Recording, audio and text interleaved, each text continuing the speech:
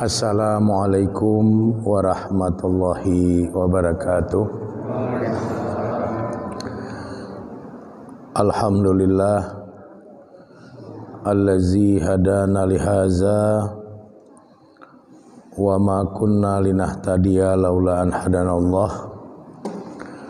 Asyhadu an la ilaha illallah wa asyhadu anna Muhammadan abduhu wa rasuluhu allazi la nabiyya ba'dah. Allahumma sholli ala Muhammad wa ala alihi wa ashabihi ajma'in. Radina billahi rabba wa bil islami dina wa bi Muhammadin nabiyya wa rasula. Amma ba'. Yang saya hormati dan saya muliakan bapak-bapak dan ibu-ibu jamaah pengajian rahimakumullah. Puji dan syukur kita sampaikan kehadirat Allah Subhanahu wa taala yang telah memberikan banyak nikmat kepada kita, terutama nikmat iman dan nikmat Islam. Selanjutnya salawat beriring salam tidak henti-hentinya kita mohonkan kepada Allah Subhanahu wa taala agar tercurahkan kepada Rasulnya Nabi Muhammad sallallahu alaihi wasallam beserta keluarga, para sahabat dan semua pengikut beliau yang setia hingga tegaknya hari berbangkit kelak. Materi pengajian kita pada malam hari ini berkaitan dengan konsisten terhadap janji kepada Allah Subhanahu wa taala.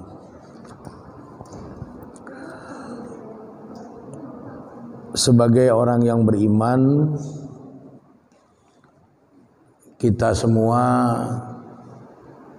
terikat oleh janji kepada Allah. Janji sebagaimana yang terucapkan di dalam kalimat syahadatain, dua kalimat syahadat, yaitu asyhadu an la ilaha illallah wa asyhadu anna Muhammadar Rasulullah. Yang di dalam rukun iman, menurut rukun iman mujmal, asyhadu an la ilaha illallah itu dimaknai dengan amantu billah wa bima qalallah. Aku beriman kepada Allah dan beriman kepada firman-firman Allah. Dan asyhadu anna Muhammadar Rasulullah itu dimaknai amantu bi rasul wa bima qala rasul. Aku beriman kepada Rasulullah sallallahu alaihi wasallam dan beriman kepada sabda-sabda Rasulullah sallallahu alaihi wasallam. Ini artinya semua orang yang beriman harus berpegang teguh kepada janji yang ada di dalam syahadatnya itu. Dan tidak mudah memegang teguh janji sebagaimana yang ada di dalam dua kalimat syahadat itu. Oleh karenanya di dalam surat Al-Ahzab ayat ke-23 Allah Subhanahu wa taala memberikan satu gambaran berkaitan dengan janji orang-orang yang beriman kepada Allah. Minal mu'minina rijalun shadaqu ma'ahadullaha alaih faminhum man qada nahbahu wa minhum mayantazir wa ma baddalu tabdila. Minal mu'minin, di antara orang-orang yang beriman itu rijalun, ada orang-orang sodaku yang menepati ma'ahadullaha alaih, atas apa-apa yang telah mereka janjikan kepada Allah. Wa minhum, maka di antara mereka itu man qada nahbahu, ada yang gugur dalam memenuhi janji mereka itu. Wa minhum mayantazir, dan di antara mereka ada yang menunggu-nunggu untuk siap gugur juga dalam memenuhi janjinya kepada Allah itu. Wa ma baddalu tabdila, dan mereka tidak pernah merubah janji mereka. Jadi kita sudah bersyahadat, berjanji mempertuhankan Allah, bernabikan kepada Nabi Muhammad SAW. Kita sudah berjanji mengimani firman-firman Allah, kita sudah berjanji mengimani sabda-sabda Nabi. Maka oleh orang-orang yang betul-betul beriman, janji itu memang mereka pegang teguh. Apapun taruhannya mereka pertaruhkan untuk tidak mengingkari janji itu. Sehingga di dalam kitab-kitab tarikh, di dalam kitab-kitab sejarah, kita akan menemukan banyak sekali fakta-fakta dalam tulisan sejarah di mana para sahabat itu membuktikan bagaimana kuatnya mereka menepati janji yang telah mereka janjikan kepada Allah. Misalnya kita melihat catatan tentang Sayyidina Utsman bin Affan. Sayyidina Utsman bin Affan ini khalifah ketiga setelah Sayyidina Abu Bakar, Sayyidina Umar, lalu Sayyidina Utsman. Setelah beliau bersyahadat, berjanji kepada Allah, bertuhankan kepada Allah, bernabikan kepada Nabi Muhammad SAW, maka kemudian beliau mengalami hal-hal yang berat dalam hidupnya. Apa yang dialami oleh Sayyidina Utsman bin Affan, diantaranya itu yang paling berat oleh keluarganya dan orang-orang kafir Quraisy setelah dia bersyahadat, ditangkap, kemudian badannya diikat, lalu dibalut dengan daun kurma, sehingga seluruh tubuhnya itu tertutup dengan daun kurma. Setelah itu kakinya digantung ke atas, kepalanya ke bawah. Lalu dibuatlah perapian di bawahnya yang dipenuhi oleh asap. Selama 2 hari 2 malam beliau digantung dalam keadaan yang seperti itu. Tidak dikasih makan, tidak dikasih minum, badannya diikat, ditutup dengan daun-daun kurma yang ketat sehingga bernapas pun sulit. Di bawahnya itu dibakar api, kemudian mengeluarkan asap banyak sehingga itu otomatis akan merusak paru-parunya. Dan itu tidak sebentar, 2 hari 2 malam tanpa henti, tanpa makan, tanpa minum. Tapi berubahkah Sayyidina Utsman bin Affan dengan risiko yang berat seperti itu? Jawabannya tidak. Beliau tetap memenuhi janjinya kepada Allah, tetap bertuhankan kepada Allah, tetap bernabikan kepada Nabi Muhammad SAW.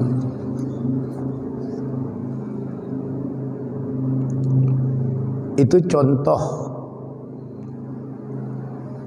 Kalau ditanya ke kita, pernah kita ngalami seperti itu dalam rangka mempertahankan syahadat kita? Jawabannya nggak pernah. Kalau gitu ya nggak ada apa-apanya. Contoh lain, Yasir dan keluarganya.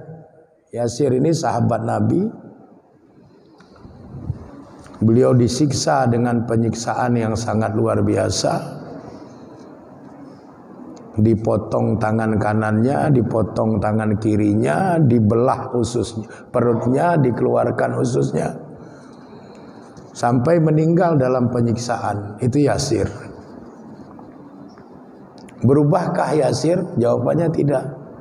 Dia tidak pernah mencabut kembali syahadatnya. Dia penuhi janjinya kepada Allah meskipun dalam kondisi penyiksaan yang berat. Kemudian istri Yasir namanya Sumayyah. Sumayyah ini sangat legendaris karena beliaulah satu-satunya perempuan yang pertama kali gugur sebagai syahidah, sebagai syuhada perempuan dalam sejarah Islam. Apa yang dialami oleh Sumayyah istri Yasir oleh Abu Jahal,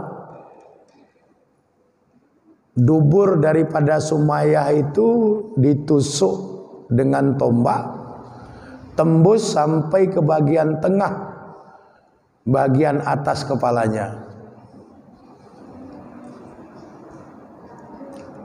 Berubahkah Sumayyah? Jawabannya tidak. Dia meninggal bersama janjinya kepada Allah, tidak pernah mencabut kalimat la ilaha illallah Muhammadur Rasulullah yang dia ucapkan.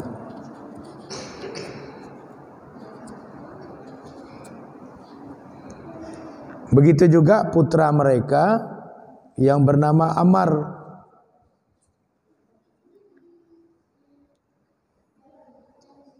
Anak muda yang merupakan sahabat Nabi yang disiksa dengan penyiksaan yang tidak kalah hebatnya dengan yang dialami oleh ayahnya Yasir dan ibunya Sumayyah. Ammar disiksa dalam bentuk wajahnya dibenamkan ke dalam air berjam-jam, sehingga paru-parunya itu dipenuhi oleh air. Dan setelah dia lepas dari penyiksaan itu, hidupnya sakit-sakitan. Berubahkah Ammar dengan siksaan itu? Jawabannya tidak.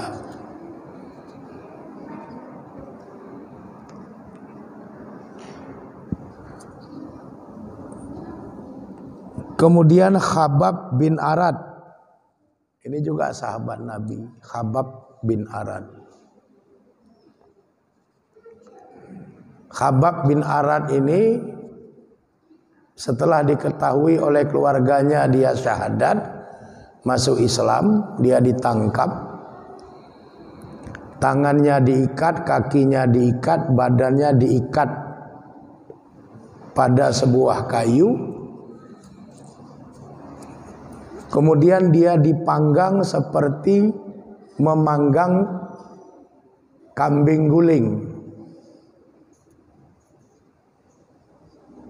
Sampai akhirnya Khabbab bin Arad ini jasadnya tidak tersisa, hancur bersama dengan debu, karena dibakar kayak orang bakar kambing guling.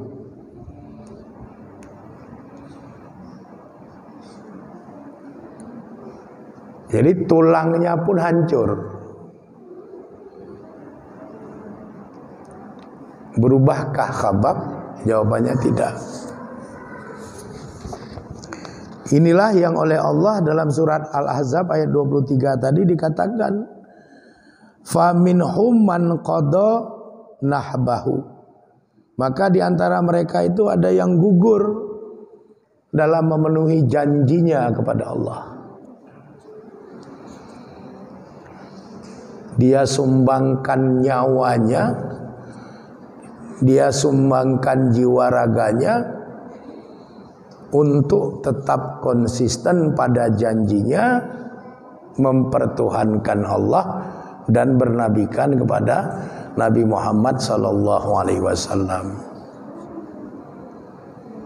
Kata Imam Al-Baghawi, ayat ini juga berkaitan dengan syuhada perang Badar dan perang Uhud.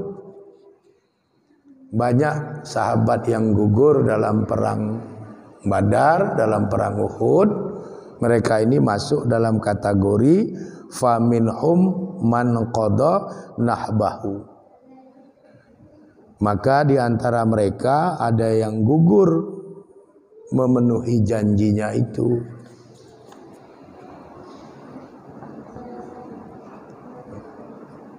Dan tidak sedikit jumlah sahabat yang mengorbankan jiwa raganya untuk mempertahankan janjinya kepada Allah.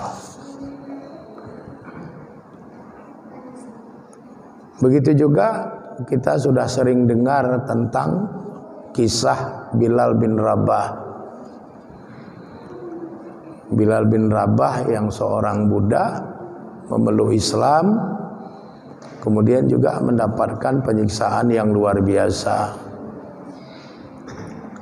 Diikat tangan kakinya, ditidurkan telentang di tengah-tengah terik panasnya padang pasir.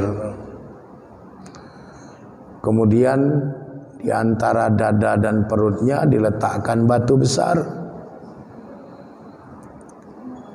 dengan harapan Bilal bin Rabah mau mencabut janjinya kepada Allah. Tapi ternyata Bilal bin Rabah tetap konsisten dengan janjinya kepada Allah, sehingga di dalam penderitaan penyiksaan itu beliau tetap mengatakan Allahu Ahad, Allahu Ahad. Allah yang Maha Esa, Allah yang Maha Esa. Sampai akhirnya Sayyidina Abu Bakar Siddiq membebaskan beliau, membelinya, sehingga terbebaslah beliau dari posisi budak, dan kemudian beliau berada di bawah perlindungan Nabi dan umat Islam. Sampai akhirnya beliau menjadi muazin utama dari Rasulullah sallallahu alaihi wasallam karena suaranya yang besar, merdu dan khas.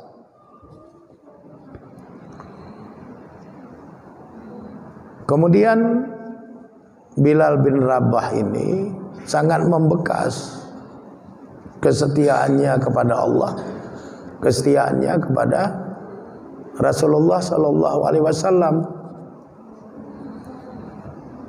Setelah Rasulullah sallallahu alaihi wasallam wafat, Bilal tidak pernah mampu menyelesaikan kumandang azannya. Setiap kali sampai asyhadu anna Muhammadar Rasulullah, beliau terhenti dan menangis terseduh-seduh dan tidak mampu melanjutkan azannya. Dan itu berlangsung berhari-hari, berbulan-bulan. Sampai akhirnya beliau tidak lagi kuat tinggal di Madinah karena banyak sekali ingatan-ingatan, kesan-kesan dan kecintaan beliau yang besar kepada Nabi. Akhirnya beliau pindah pergi meninggalkan Madinah. Beliau tinggal di satu desa kecil yang namanya Babu Soghir di Damaskus, Suriah. Menurut Imam Jalaluddin Asyuti, di sanalah Bilal bin Rabah wafat dan dimakamkan. Yang sampai hari ini kalau kita pergi ke Damaskus, kita bisa menemukan makbarah kuburannya untuk kita bisa menziarahinya. Ini semua adalah ketauladanan yang diberikan oleh para sahabat untuk umat Islam termasuk kita, bahwa memegang teguh janji kepada Allah itu demikian besar harganya, sehingga untuk memegang teguh janjinya itu dia korbankan semuanya.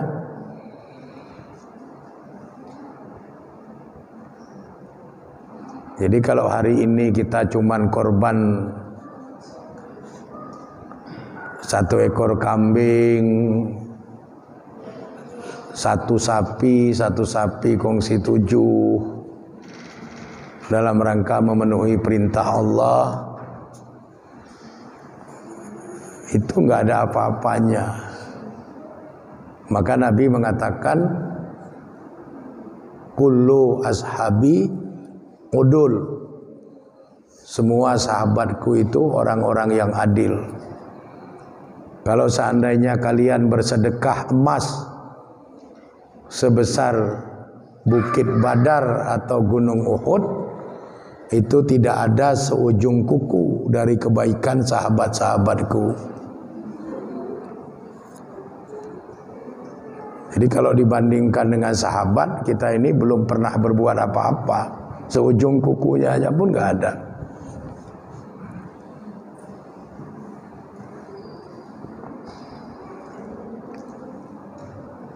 Kalau kita barangkali tingkat dicabut kuku 1 sudah nyerah.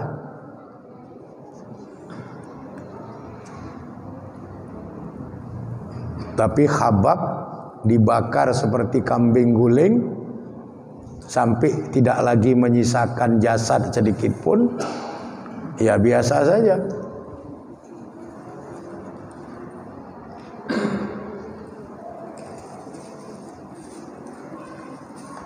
Jadi banyak para sahabat itu gugur sebagai syuhada dalam rangka memegang teguh janji yang mereka janjikan kepada Allah, yaitu bertuhankan kepada Allah, bernabikan kepada Nabi Muhammad sallallahu alaihi wasallam.